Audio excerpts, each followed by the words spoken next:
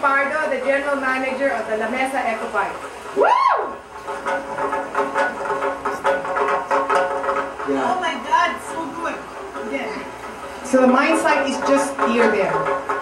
Delta natin.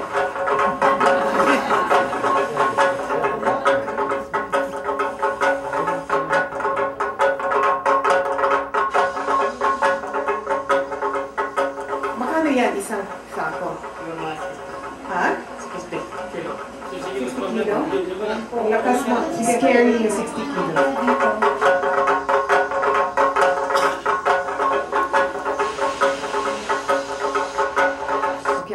It's gorgeous. It's a really gorgeous island. I mean, okay, this is Brooks Point, where Macro-Asia and I think it's a Canadian or a Japanese company, Jinchuan, yeah, want to come in and invest $1 billion. Okay, and all right. So this is why we want to save Palawan, because it has 2 World Heritage Sites, 7 protected areas, 17 key biodiversity areas. Let me share with you some of the information that I found out recently. Biodiversity is life. It's what gives us, it's what cleans our air, it's what gives us food. Without biodiversity, the planet will look like the moon or Mars. Now, did you know that 70% of the biodiversity of the entire planet is found in 17 very blessed countries? We call them mega diversity countries. 17. Out of the 300, there are 17 that are especially blessed. And the Philippines is one of them. We're not only one of those 17 mega diversity countries. In the entire planet, we're #1 in endemicity. Per unit area, we have the most endemic creatures per unit area in the entire world. That's how God has blessed us. And we're letting this be rated for 1.3% GDP? Just doesn't make sense. Okay, this is the biodiversity in Palawan. Seagrass, mangroves, 44,000 hectares of mangrove forest, 379 species of corals, 89% of total reef fish, 4 of the 5 marine turtles, marine mammals, 18 species of freshwater fish. I mean, it's a biodiversity paradise. 279 species of birds, 34% of bird species, of migratory birds, 58 species of terrestrial mammals. I mean, it's a biodiversity paradise. Okay, so Conservation International, a very noted conservation group, plotted the biodiversity in Palawan. That's the green. Okay, you know what these colored squares are? Mining applications. Okay, it was 425 and it's gone down to 100. 100 is still too much. In the same areas as the biodiversity. All right, I'm just going to tell you something about the, Brooks Point. Just to let you know why I feel, I personally feel if we leave the forests alone, and if we engage with the forest in a way that we don't want to exploit it, and we're thinking of the community, I really think we can eradicate poverty. Okay, let me give you an example. Did you see that the guy carrying the almasiga? It's called almasiga. That's a tree. And the sap of that tree, when it hardens, it becomes resin, and it's used for varnish and waterproofing. Okay, these katutubo are paid 10 pesos a kilo for this almasiga. Do you know how much it's sold in Germany? 1,500 pesos. They get it from the katutubo at 10 pesos, 10 pesos, and they sell it overseas at 1,500 pesos. So what happens when these katutubos, so the value of, they carry it from, takes them 3 days to carry it from way up there, and they're carrying this, and they bring it down, and then that's what they get. And what happens is that when they need to send their kids to school, because that's how they send their kids to school, by bringing down this resin. When they need to send their kids to school, and when they have medical problems, they take a loan from the Chinese. And I'm not saying all Chinese are bad, no, but it just so happens that some of them are Chinese. But they take a loan, and so what happens is they're stuck forever in this cycle of debt because they have to give it continuously at that price. Now you tell me how that's fair. So what I'm going to do is I want to buy out the business. No? In fact, I already got a truck. Okay, well, let me tell you first. Do you know how much almasiga comes from 2 barangays in this place, Brooks Point? Just two. 30 tons. 30 tons every month. Can you imagine if I just pay them like, if I get the business and I pay them like, okay, 10 pesos and I give them 100 pesos. I'm still making a lot of money, right? I can give them 20 times and their way of life, their quality of life will improve 20 times. I'll still have money. So what I want to do is buy the business. I'm just looking for a buyer, you know. Because I was able to get somebody to donate me a truck. And I was able to raise millions of pesos in the States to help me help them. I just need to find a buyer and then I'll roll it, you know. I'll help them. But this is just an example of how if you keep the forests, it's sustainable, you know. You keep the trees, they get the resin, and then, you know, you roll it. Okay, Ratan, I just ordered 1,000 baskets from them, 1,000 placemats. So the people that know me here, that's what you're getting for Christmas. But that's Ratan placemats, and I'm getting my designer friends to help them design things so we can sell, because Ratan is very saleable. What other thing? They have really good honey. It's the best honey. It's wild honey. So you can make money out of the forest, and I'm convinced that we can eradicate poverty in all of Palawan just by keeping the forests alive. You know that hasn't even covered medicinal plants. You know, I have this bottle of goji juice. You've heard of goji? Okay, if you go to Healthy Options, you buy a bottle of goji juice or acai. What is it? Yeah, acai. All right. I pay 1,500 pesos. That's about how much it costs. And then I have berry juice from Japan. You know, I spent 3,500. And then I looked at the label of the goji juice, and it said it comes from the Brazilian rainforest. And I was thinking, my God, no, who knows what we have there in Palawan? Who knows what we have in Sibuyan? And the number of medicinal plants that we have there, we haven't begun to explore it. And without even beginning to explore it, we're letting it be raped.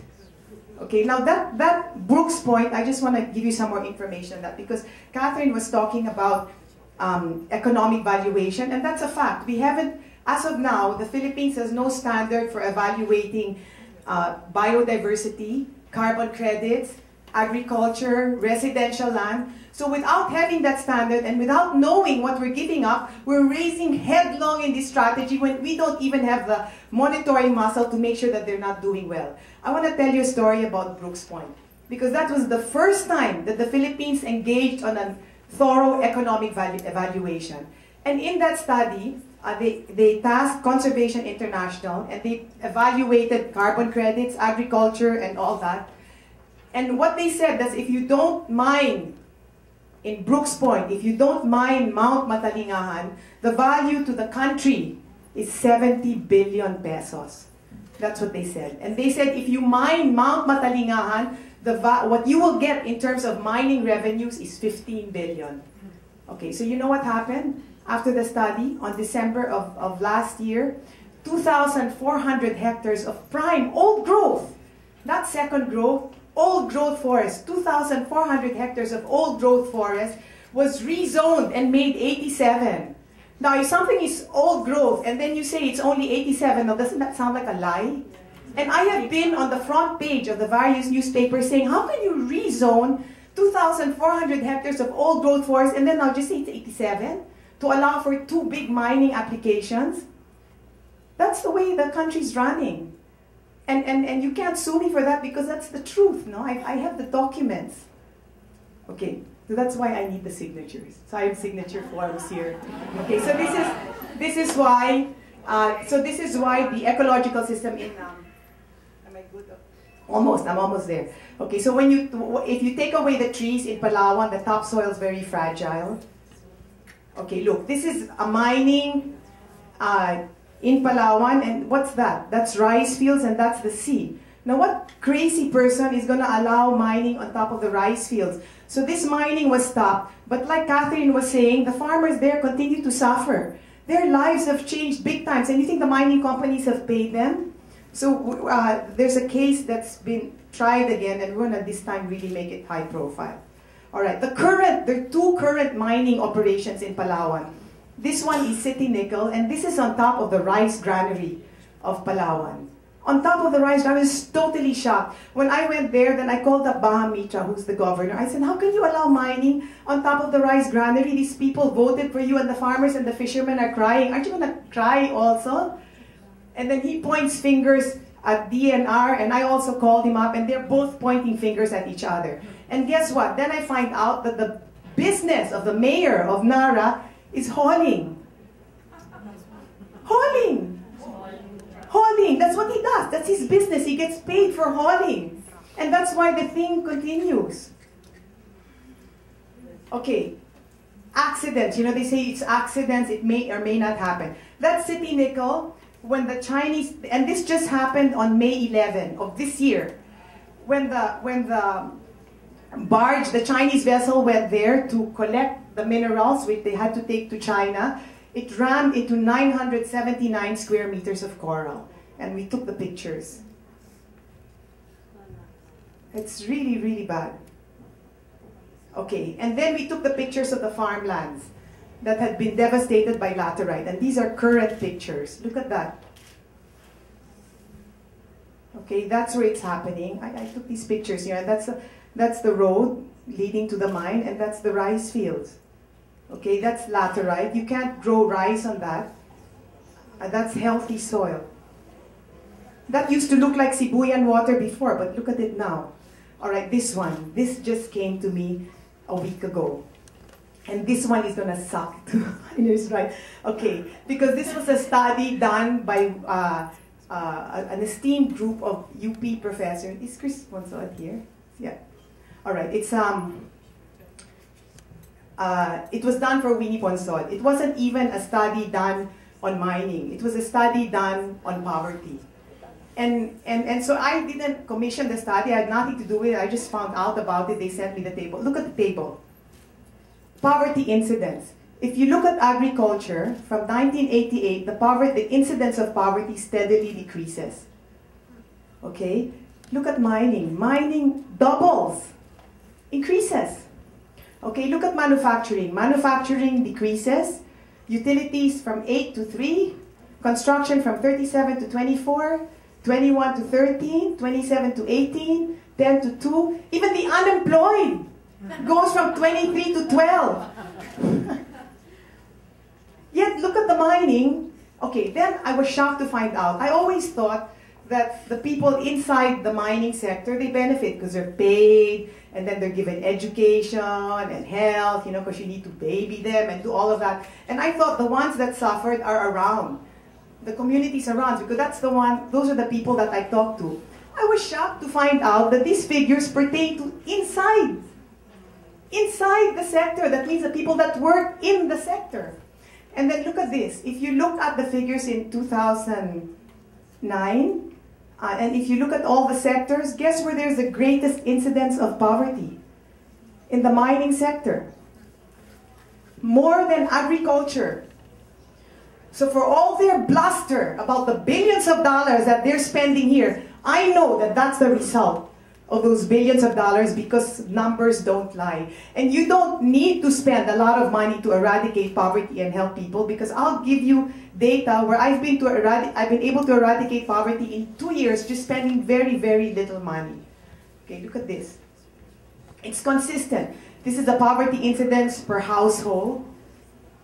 Look at mining, 23 to 41. And then look at all the other sectors, 50 to 39, 20 to 13, 7 to 2. It's consistent. I mean, just really, you know, so they can talk all they want, but answer these figures. Okay, now I want to let you know that these figures are arrived at a technology which is now being used by the government. It uses human index factor. It's not just money. It measures education. It measures health. It measures the ability to get resources. It's an intricate technological system of measuring really if they're poor or not. And this is the system the government is using today. So it's not just a fly-by-night NGO kind of thing.